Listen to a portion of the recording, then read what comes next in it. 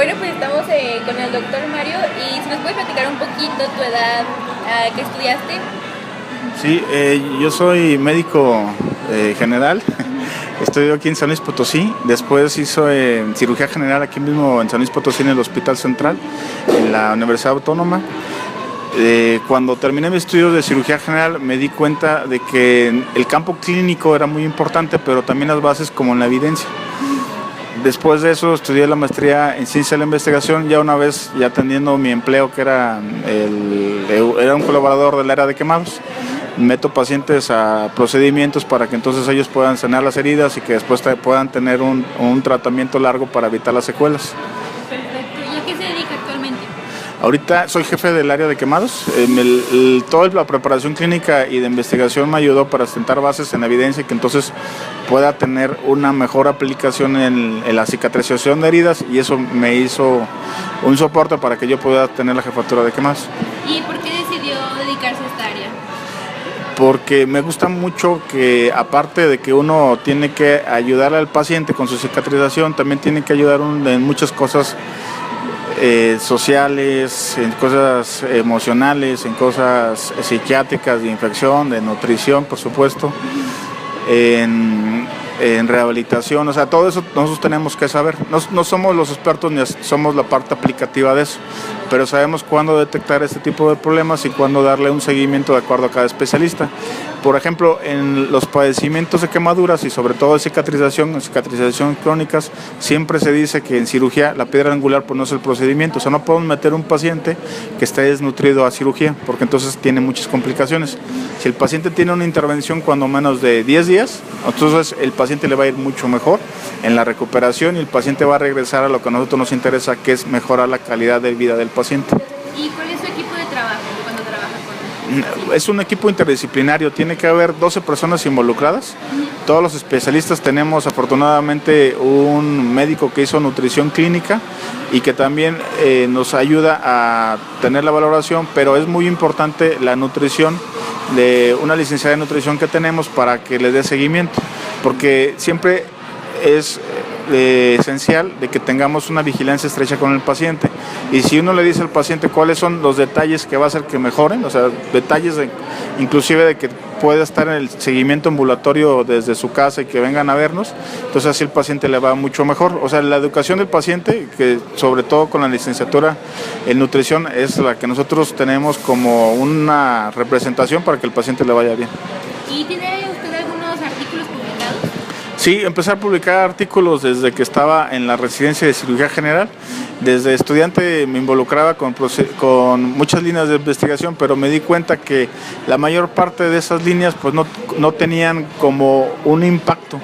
Cuando me di cuenta que lo que les interesa más a la ciencia pues es la aplicación y el que el paciente pueda mejorar de todos sus aspectos, sobre todo el aspecto funcional, entonces ya cambié todos esos estudios en donde tenía que ir a revisar pacientes y que tenía que saber cuál era la etiopatogenia, que a lo mejor pues no venían en los expedientes y que hacían perder mucho tiempo. Entonces ahora ya tengo líneas de investigación mucho más dirigidas. ¿Y cuántos artículos tiene publicados? Ahorita tengo publicados 5 y ya 2 que van a salir este año, con lo que gracias a eso y con las tesis que hemos estado generando como recursos humanos en la residencia de cirugía general, me he podido pertenecer al Sistema Nacional de Investigadores. ¿Y cuál de sus artículos ha sido el que más le ha gustado? El artículo de mi tesis de cirugía general, porque fue de cicatrización. Fue con pacientes que eran diabéticos, con heridas abiertas, que es lo que se llama ahora pie diabético. Empezamos a aplicar muchísimos tratamientos y nos dimos cuenta que no tenía ninguna mejoría y solamente hacíamos que el paciente se retrasara la cicatrización. Pero desde que tuve la oportunidad de irme a hacer una rotación académica al Hospital de Galveston en Estados Unidos, donde tratan niños quemados, entonces supimos que la insulina que ellos les dan a los pacientes, aunque no fueran diabéticos, podía ser anabólica. Resulta que una vez llegó un paciente, pudimos ver un estudio de investigación publicado de aplicación de insulina en animales de experimentación. Hicimos la conversión, este paciente era un paciente muy cooperador, sometimos la investigación a comité de ética, empezamos a darle tratamiento y solamente con 10 unidades aplicadas en forma local, o sea, no en otra parte, sino más que en la herida, pudimos ver cómo el cierre de la herida mejoraba hasta un 20%, y esa fue la línea de investigación que más me ha gustado. ¿Y en su área profesional cuál ha sido el mayor reto Es que los retos generalmente son como de aplicación, o sea, cuando son pocas áreas en las que nosotros estamos interviniendo y esas áreas no se conoce al público en general, o sea, los pacientes, a una población abierta, y sobre todo porque hay que convencer como al médico, entonces ese es el mayor reto. Porque hay dos tipos de diferencias en la investigación, uno que se llama medicina basada en evidencias y el otro que ya se está generando que se llama medicina basada en eficiencia. O sea, realmente que lo que nosotros estamos investigando sí se aplique, porque pues igual sale un anuncio en donde dice de que ahora ya se sabe la cura para todos los cánceres, cuando a lo mejor está en experimentación con animales. Y entonces solamente dan el anuncio sin saber que todavía le faltan muchos años para tener tener aplicación en la población abierta. O sea, ese es el mayor reto, tratar que el producto, lo que estamos investigando, sí pueda llegar a la población en general. ¿Y todas esas investigaciones se han realizado aquí en San Luis Potosí o en qué otros centros? No, de hecho San Luis Potosí, según lo que hemos estado viendo, es de los 10 centros, o sea, los 10 centros del total de las universidades que más publican en México. Entonces no hay necesidad de ir a otras partes, a no ser que uno quiera hacer algún convenio de colaboración. ¿Por qué sirven los convenios de colaboración? Porque nos dan muchos puntos de vista. O sea, aquí se pueden generar conocimientos, por supuesto. Nada más que si uno tiene colaboradores de otro tipo de países, a nosotros nos da mucho más peso cuando uno manda una publicación. Porque entonces saben que podemos nosotros auxiliarnos de gente que a lo mejor sabe estilo del inglés o gente que sabe metodología de forma diferente o sabe cuál es algún otro tipo de aplicación clínica, o no podemos estar cerrados. Actualmente lo que da más peso hacia el éxito en una investigación es que tengamos un equipo multidisciplinario y si es de otros países pues muchísimo mejor. Y en base a su experiencia, ¿nos puede decir con sus propias palabras sí, claro, qué es para usted un estudio no experimental? Un estudio no experimental principalmente es en poblaciones en las cuales queremos saber dos cosas, o si el paciente tiene la enfermedad o si el paciente le va a ir mal, o sea, un estudio diagnóstico y un estudio pronóstico. Afortunadamente, todo lo que tiene que ver con nutrición son en su mayoría estudios de diagnóstico. Nosotros como médicos tenemos prácticamente las manos amarradas porque ustedes son como el punto eje, ¿verdad?, para muchas cosas. Y gracias a que ustedes nos pueden decir a qué paciente le va a ir bien y a qué paciente le va a ir mal, entonces ustedes pueden dar el tratamiento. Que esto es lo que diferencia de un estudio no experimental, como les digo, con población abierta, a un estudio experimental que ya nos toca a nosotros. Y qué mejor que pues yo soy cirujano y puedo intervenir directamente con alguna de las patologías, pues así nada más nos damos cuenta a corto plazo que el paciente le puede ir bien. Eso es lo que diferencia de no experimental a experimental. Experimental básicamente es la intervención, saber si lo que nosotros estamos dando, sobre todo, tiene seguridad para el paciente. ¿Cuál es la importancia de este estudio? Las importancias de los estudios experimentales es que eso es lo que da mejor sobrevida al paciente, o sea, mejor supervivencia, hacer que disminuyamos todas las mortalidades, que eso significa bajar los riesgos de enfermedades, pero también si el paciente ya está enfermo, bajar su mortalidad. Y ya por último, ¿cómo podría hacer usted un estudio experimental a un estudio no experimental? Regularmente es con estudios pronósticos, o sea, saber si ya lo que estamos dando, por ejemplo, si sabemos que la metformina ya se da en población abierta y ya sabemos que ese medicamento sirve para otras cosas, sobre todo para cosas que tengan que ver con el aspecto nutricio, ese estudio entonces ya se puede hacer un estudio no experimental sabiendo cómo el paciente puede aceptar el medicamento, la eficacia de la aceptación, o sea, la eficacia de tener un paciente que tenga apego al medicamento, porque ya sabemos que el medicamento es bueno y que tiene seguridad. Entonces se convierte de un estudio experimental que fue de intervención a un estudio no poblacional, pero un estudio no experimental poblacional en el cual sabemos cuál es la eficacia, pero ya en una población abierta para saber si este paciente tiene o no tiene apego al medicamento. ¿Y nos puede mencionar algunos de sus artículos? Sí, sí, hay un artículo que salió en el 2013 del Plastic de Estados Unidos, en el cual nosotros ponemos en evidencia que la insulina NPH de 10 unidades aplicadas en forma local puede aumentar la angiogénesis, la fibrosis, o sea, el tejido de granulación, y sobre todo regular las escalas de temperatura para que le vaya bien al paciente en cuanto a una herida abierta de un paciente diabético.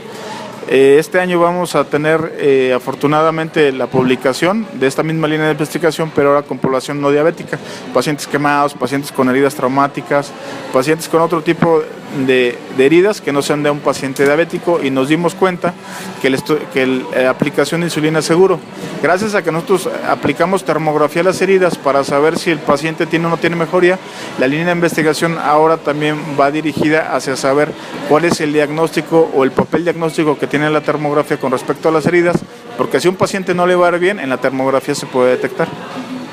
Bueno, muchas gracias, doctor Melo, por su tiempo y también pues, por mencionarnos también la importancia de nosotros los nutriólogos en el trabajo que ustedes desarrollan. Sí, porque a nosotros siempre nos han mencionado que la piedra angular para que el paciente le vaya bien en cirugía siempre es la nutrición. Tenemos maestros que nos han dicho así para que entendamos de verdad que la nutrición es prácticamente que nosotros tenemos los ladrillos, pero no tenemos mezcla, ¿verdad? Entonces ustedes van con sus conocimientos a poder hacer este tipo de cimientos para que nosotros podamos tener una edificación. Esa es la forma más básica en la que yo puedo platicar de esto. Sí, gracias. Muchas gracias, doctor. Bueno, entonces...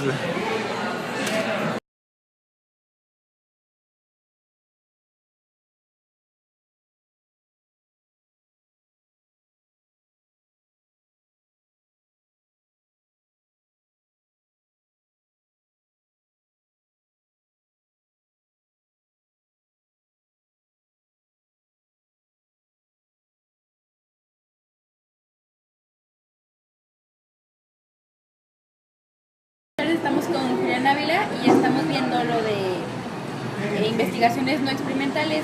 Y Julián, ¿nos podrías decir tu edad, un poquito, a qué te dedicas actualmente? Ok, bueno, hola, mi nombre es Julián Ávila, tengo 28 años y actualmente me dedico a dirigir una startup en la cual desarrollamos e investigamos alimentos funcionales y generamos herramientas para el día a día del personal de salud en el área de la alimentación. ¿Y qué estudiaste, Julián? De formación soy licenciado en nutrición por la Autónoma de San Luis Potosí y posteriormente tengo un posgrado en biología molecular por el Instituto Potosino de Investigación Científica y Tecnológica. ¿Y por qué decidiste estudiar lo de biología molecular? Ok, bueno, es una historia larga e interesante, pero en esencia es que previo a terminar la carrera yo había tenido la oportunidad de participar en programas de inducción a la ciencia de los estudiantes de licenciatura, que es denominado Verano de la Ciencia, en el cual pude participar en diferentes áreas de investigación y en un par de ocasiones me tocó trabajar en el área de biología celular y posteriormente biología molecular.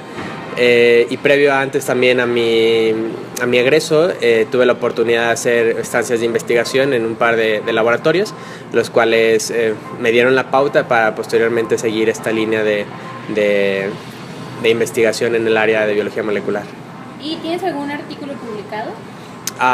Tengo en proceso un artículo y una patente, 2 patentes y un artículo en proceso de revisión. Y de todas tus investigaciones, ¿cuál ha sido la que más te ha gustado? Bueno, yo creo que realmente todas han tenido su lado muy emocionante. Digo, si no te gustara, no estarías ahí. Pero creo que a la que más me ha apasionado finalmente fue mi proyecto de maestría, en el cual identificamos marcadores moleculares predictores de enfermedades metabólicas, tanto en neonatos, involucrado en la programación fetal, como en adultos jóvenes, para ver cómo se relacionaban la programación fetal y el desarrollo con la expresión de marcadores moleculares y el riesgo a padecer este tipo de enfermedades metabólicas. Y dentro de tu área laboral, ¿cuál ha sido tu mayor reto? Wow. Yo creo que el mayor reto ha sido abrirme la puerta teniendo como formación la nutrición, debido a que al nutriólogo no se le ve como un personal o como un profesional altamente calificado. Generalmente al nutriólogo se le ve como alguien que engorda flacos y enflaca gordos. Entonces el hecho de tener que abrirte camino entre gente muy especialista como ingenieros, biotecnólogos o QFBs o biólogos, ¿sí? Eso ha sido de la parte más, yo creo que difícil, que ellos tengan la confianza en lo que estás demostrando, que tienes las habilidades, ¿no? ¿Y en qué centros de investigación has trabajado? Trabajé como estancias en se llama Programa Nacional de Posgrados en Alimentos en la ciudad de Querétaro, en la Autónoma de Querétaro, en el área de biología celular, y en la Autónoma, en la Universidad Autónoma, en el laboratorio de bromatología de la Facultad de Enfermería. Y en tu experiencia y palabras, ¿qué es un estudio no experimental? Ok, bueno, un estudio no experimental es aquel en el cual tú no intervienes, simplemente recabas datos, ¿sí? No haces una intervención directa, ya sea con un grupo muestra o con un grupo control, ¿sí? Solamente llegas, puedes hacer, digamos, una toma de muestras o recabar datos, y a partir de esos ya tú puedes hacer un análisis y generar una perspectiva de la situación en un punto determinado de tiempo o a través de una línea de tiempo. ¿Y cómo podrías hacer un estudio experimental a no experimental? Bueno, eso suena algo complicado, pero yo creo que en la práctica sucede más comúnmente de lo que uno se imagina, ya que muchas veces cuando uno plantea un experimento, bueno, una investigación o una serie de trabajos que sean experimentales, y estos no resultan o fracasan a la mitad, pierdes población o se te muere la población que tú estás estudiando, tienes que optar por otra alternativa, ya que en la investigación los recursos económicos para hacer este tipo de desarrollos son muy limitados. Entonces, si pasa alguno de estos imprevistos, pues entonces dejas de tener una población con la cual puedas comparar, y entonces decides mejor volverlo observacional. En el momento en el que ya no funciona, entonces es como para salvar tu investigación. Es una de las alternativas, es algo que me ha tocado ver, y considero que es una forma de hacerlo, ¿no? Ya que uno te da una visión general y otra uno particular. Bueno, muchas gracias, Julián, por tu tiempo y pues por contarnos un poquito de lo que haces, y pues para no limitarnos nosotros como nutriólogos para solo el área de consulta, y pues ver que tenemos como muchas otras áreas de oportunidades.